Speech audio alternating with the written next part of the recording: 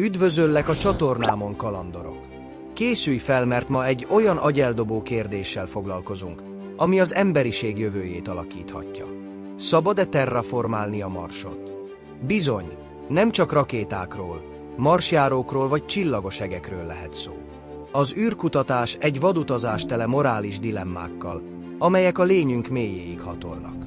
A terraformálás, vagyis egy bolygó, például a Mars átalakítása, hogy lakható legyen, egy olyan hatalmas vita, ami a tudományt, az etikát és a filozófiát keveri. Szóval foglalj helyet, és merüljünk el abban, mit mondanak a támogatók és az ellenzők, miért olyan nagy ügy ez a vita, és hogyan késztet minket arra, hogy elgondolkodjunk a helyünkről a világegyetemben. Ha ez megmozgatja az agytekervényeidet, csapj egy lájkot, iratkozz fel, és szálljunk fel együtt.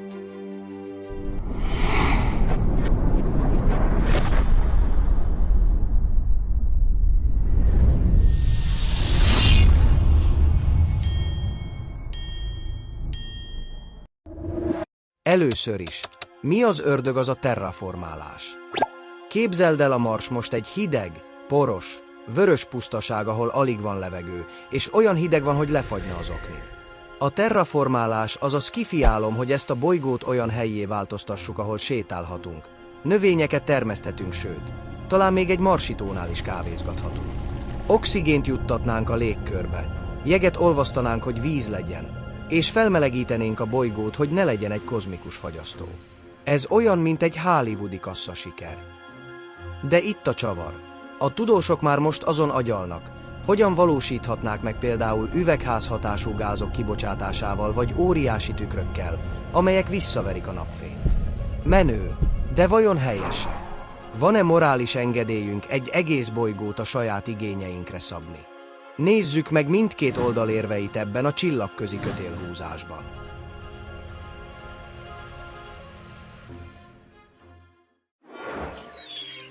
Kezdjük azokkal, akik a terraformáljuk, a Marsot zászlót lengetik. A legnagyobb érvük a túlélés, és ezzel nehéz vitatkozni. A Föld, bármilyen klasszis, nem garantáltan az örök otthonunk.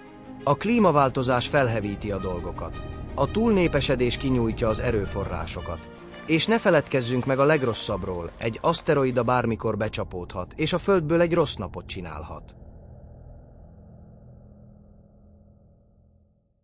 Robert Zubrin, a Mars Society agya azt mondja, az emberiség morális kötelessége, hogy más bolygókat is otthonná tegyen, hogy ne érjen véget a fajunk. Gondolja Marsra úgy, mint egy tartaléktervre, egy második Földre, ahol újra kezdhetünk, ha itt balul sülnek el a dolgok. Képzeld el, milyen nyugalom lenne tudni, hogy van egy kozmikus mentőcsónakunk. Ez elég erős érv, nem igaz? De a túlélés nem az egyetlen, amiért az emberek lelkesednek a terraformálásért. Vannak, akik úgy látják, ez az élet nagy kalandjának következő lépése. Zubrin például azt mondja, ha vannak is mikrobák a Marson, és ez egy nagyon nagy ha, valószínűleg távoli rokonai a földi életnek, közös eredettel, több milliárd évvel ezelőttről. Tehát ha legyőzzük őket, attól nem vagyunk gonoszak, csak az élet teszi, amit mindig is tett. Terjed, alkalmazkodik, és új területeket hódít meg. A Földön a növények és állatok örökké új földeket foglaltak el. Miért lenne a Mars tabu? Arról nem is beszélve, hogy a Mars tele van kincsekkel. Jég, ami vízzé válhat, ásványok az építkezéshez, minden, amit csak akarsz. Egy terraformált Mars nem csak új otthon lenne, hanem egy ugródeszka, hogy az emberiség még messzebbre jusson a csillagok közé. Ez az a vízió, amitől az emberek nagyot álmodnak.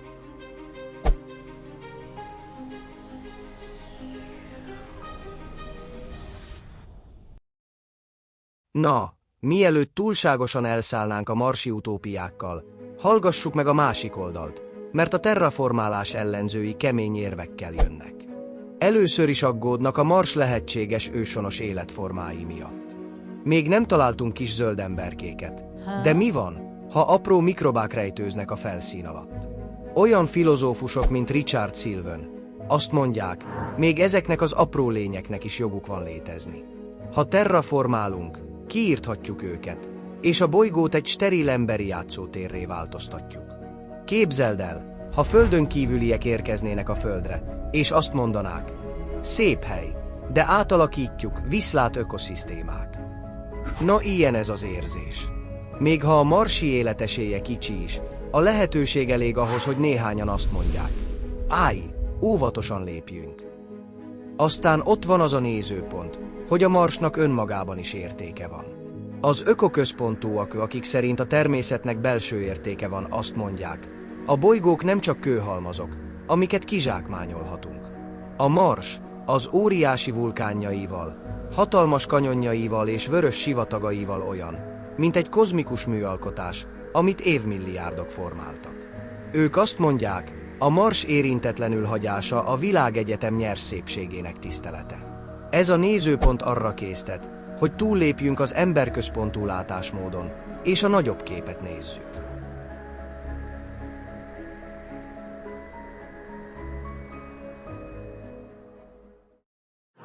De ne hagyjuk figyelmen kívül a gyakorlati oldalt. A terraformálás nem olyan, mint újrafesteni a nappalid. Ez egy óriási projekt, ami trilliókba kerülhet és évszázadokig tarthat. A kritikusok szerint ezt a pénzt és energiát a Föld megmentésére kellene fordítani. Klímaváltozás, szegénység, éhezés, ezek olyan problémák, amiket most meg tudunk oldani. Miért öntünk erőforrásokat egy távoli álomba, amikor az otthonunk segítségért kiállt? Ez egy kemény kérdés. Különösen, ha arra gondolsz, hány embernek nincs hozzáférése alapvető dolgokhoz, mint a tiszta víz vagy élelem. De itt kezd igazán izgalmas lenni, mert a terraformálás nem csak tudomány vagy pénz kérdése, ez egy filozófális aranybánya. Mit jelent embernek lenni egy ilyen hatalmas univerzumban? Felfedezők vagyunk, akiknek joguk van világokat átformálni, vagy gondviselők, akiknek védeniük kell őket. Ha terraformáljuk a Marsot, milyen örökséget hagyunk a jövő generációinak? Hősökként tekintenek majd ránk, vagy ostoba beavatkozókként? És mi van, ha a Mars csak a kezdet?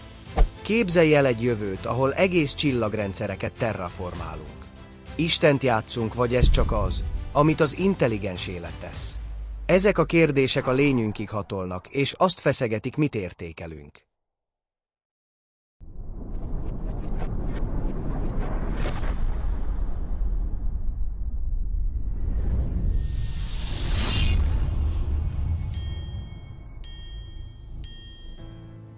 Hadd fessek egy képet, hogy közelebb hozzam.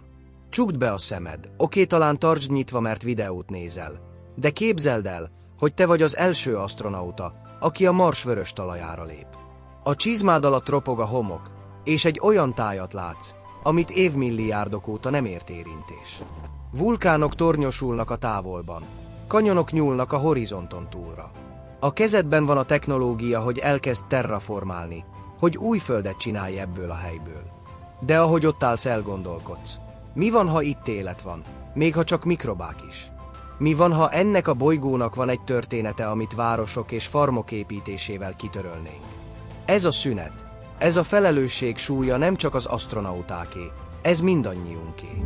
Az űrkutatás korában mind részesei vagyunk ennek a nagy kalandnak, és a döntéseink meghatározzák, milyen nyomot hagyunk magunk után a kozmoszban.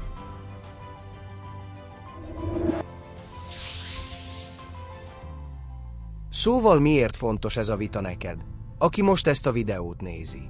Mert nem csak a Marsról van szó, hanem a nagy kérdésekről, amelyek az életünket formálják. Mi a célunk?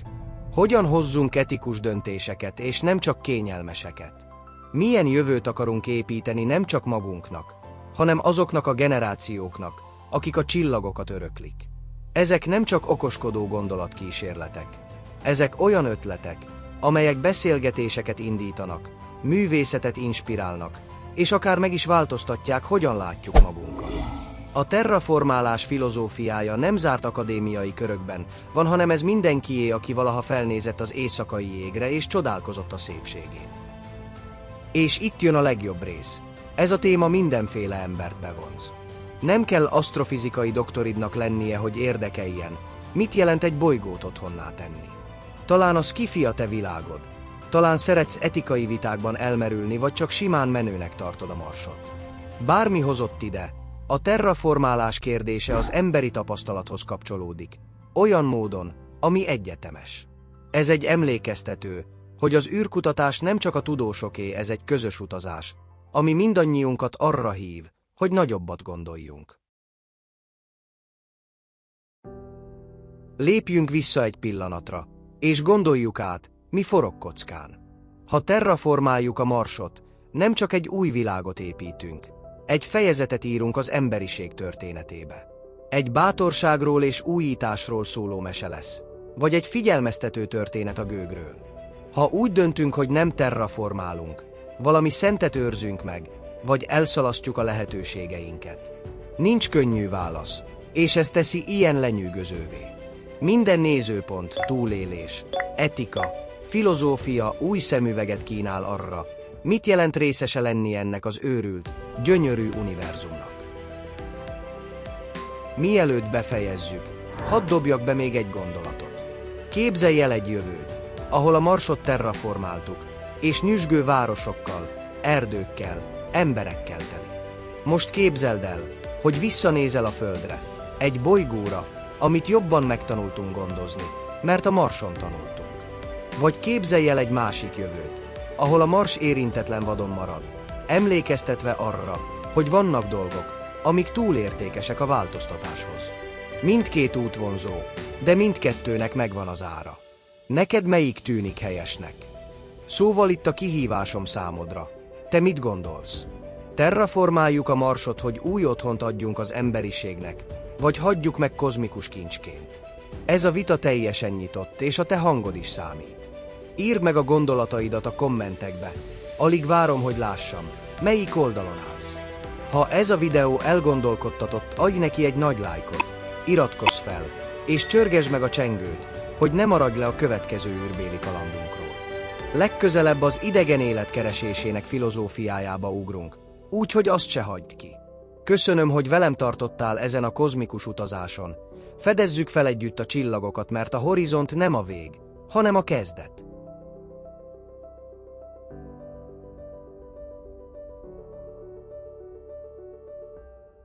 Köszönöm szépen, hogy megnéztétek.